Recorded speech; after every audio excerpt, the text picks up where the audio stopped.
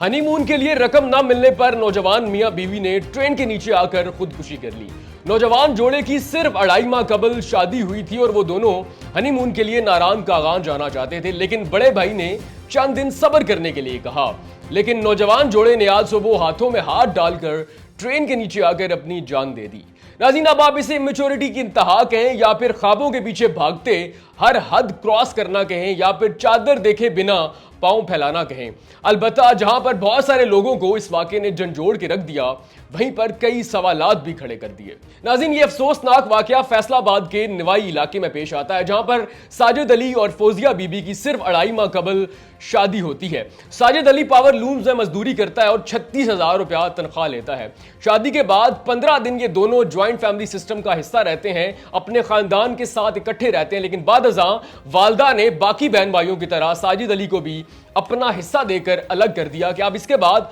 अपना कमाओ और अपना खाओ। नाज़रीन, ये लोग 8 बहन भाई हैं और साजिद अली की सिर्फ 2.5 माह कबल अपनी खाला के घर अरेंज मैरिज होती है, जिसके बाद शायद ये यूट्यूब से मुतासिर होता है या फिर लोगों को देखता है, फिल्म या फिर ड्रामा में देखता है, या फिर ईद के रोज लोगों ने एक बड़ी तादाद में जब नारायण कागान से रील्स भेजी तब शायद साजिद अली मुतासिर होता है। ये अपने बड़े भाई से तकाजा करता है कि मैंने भी अपनी दुल्हन के साथ, अपनी बीवी के साथ हनीमून के लिए नारायण कागान जाना है। लेकिन बड़ा भाई इसको कहता है कि ये हनीमून बड़े लोगों के चोंचले हैं, अमीर लोगों के चोंचले हैं, लेकिन अगर तुमने जाना है तो चंद दिन सब्र करो, मैं तुम्हें रकम दे दूंगा। जिसके बाद साजिद अली ने अपने भाई को वार्निंग दी कि अगर तुमने मुझे रकम ना दी तो मैं अपनी बीवी समेत खुदकुशी कर लूंगा। आज सुबह 6:10 पर साजिद अली अपने भाई को कॉल करता है कि मुझे हनीमून के लिए रकम दो, वरना मैं थोड़ी देर के बाद ट्रेन के आगे आकर अपनी बीवी समेत जान दे दूंगा। भाई समझाता है कि कोई भी जज्बाती फैसला मत करना, गलत काम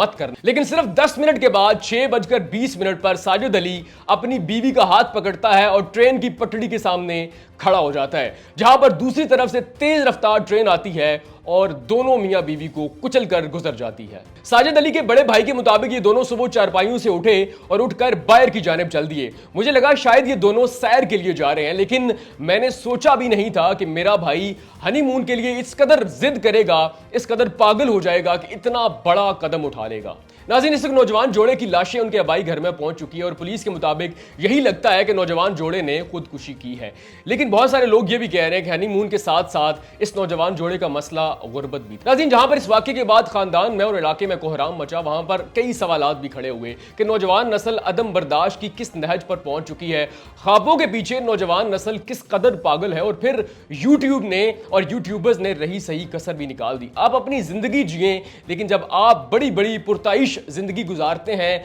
आप लोगों को दिखाते हैं कि मैं हनीमून के लिए फ्रांस गया, नारायण कागान गया, खुदारा आप अपनी जिंदगी जिए लेकिन दूसरों को मत दिखाएं कि आप हनीमून के लिए फ्रांस गए या फिर नारायण कागान गए। बहुत सारे लोग ऐसे हैं जिन्हें 2 वक्त की रोटी नहीं मिलती, लेकिन आपकी वजह से वो भी ख्वाब देखना शुरू कर देते हैं और फिर एट द एंड उनका रिजल्ट बिल्कुल वैसा ही निकलता है जैसे कि साजिद अली और फौजिया बीबी का निकला। और इसके साथ साथ खानदान वालों से और मुआशरे से भी ये गुजारिश है कि इर्द गिर्द के लोगों का ख्याल रखें कि लोग जज्बात में इस कदर पागल हो जाते हैं, अदम बर्दाश्त इस कदर बढ़ चुका है कि लोग अपनी जान की भी परवाह नहीं करते।